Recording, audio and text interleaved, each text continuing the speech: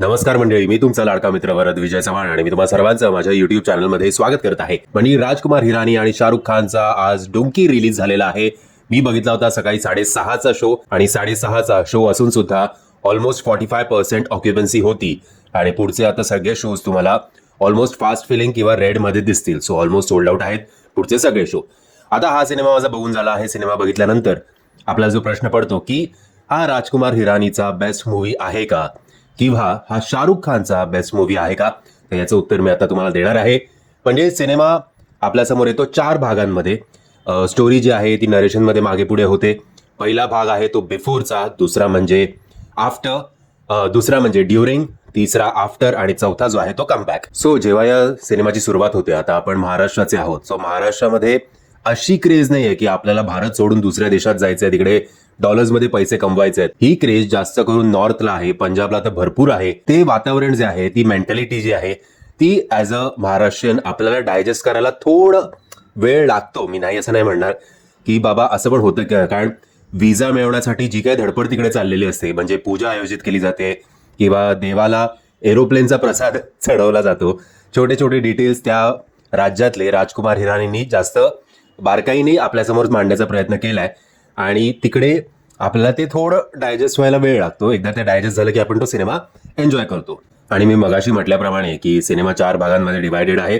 पहिला भाग म्हणजे बिफोर वाला भाग याच सगळ्या गमती जमतीमध्ये जातो की तिकडची लोक कशी वेडी आहेत देश सोडून बाहेर जाण्यासाठी. आणि नंतरचा भाग येतो तो म्हणजे ड्युरिंगचा. ड्युरिंगमध्ये एक सुसाईड आहे. हे 4-5 मित्र एकत्र येऊन ज्यांचं स्वप्न असतं की आपली ही गरिबी आणि विजा मिळवण्याची धडपड आणि बाहेर जाण्याची धडपड, त्याच्यात एक मित्र सुसाईड करतो आणि तो जेव्हा सुसाईड होतो तेव्हा पडद्यावर जे घडतंय ते बघून आपल्या डोळ्यात सुद्धा आपसूक पाणी येतं. आणि खूप चांगल्या पद्धतीने डिरेक्ट केलाय ते सुसाईडवाला जो काही अख्खा सिक्वेन्स आहे.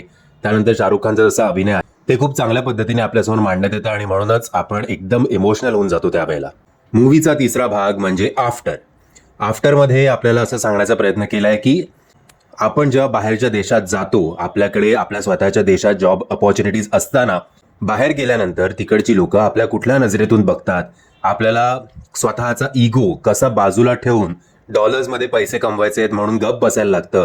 त्याचपेक्षा जर आपण भारतात राहिलो तर पैसे कदाचित आपण थोडे कमी कमवू, पण आपला मान सन्मान जो आहे तो आपल्याबरोबरच राहील. आणि या गोष्टीवर राजकुमार हिरानीचा जास्त फोकस होता की डॉलर्समध्ये पैसे कमवण्यासाठी तिकडे नुसतं आपापल्यासारखं जाऊ नका, आपल्या देशात काम करण्याचा सुद्धा प्रयत्न करा. आणि मग चौथा फेज म्हणजे कमबॅक.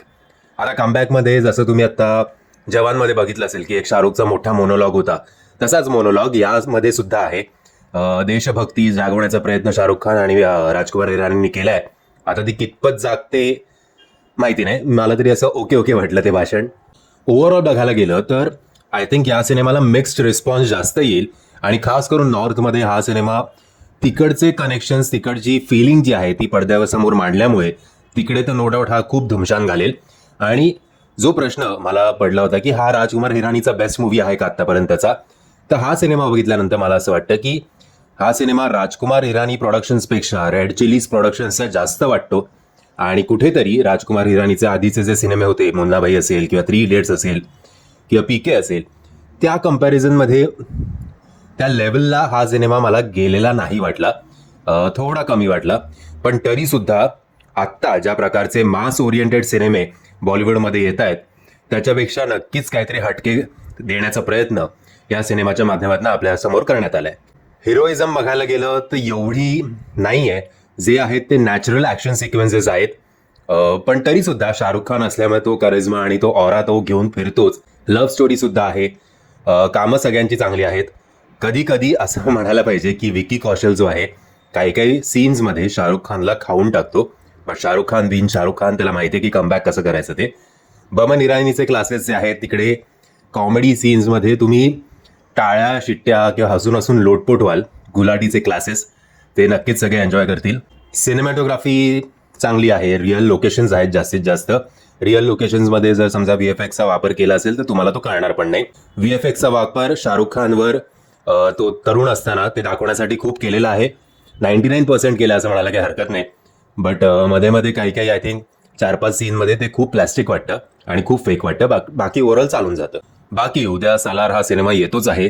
जर तुम्हाला टिपिकल ते मारधाड बघायची नसेल तर डुंकी हा तुमच्यासाठी एक उत्तम पर्याय असू शकतो.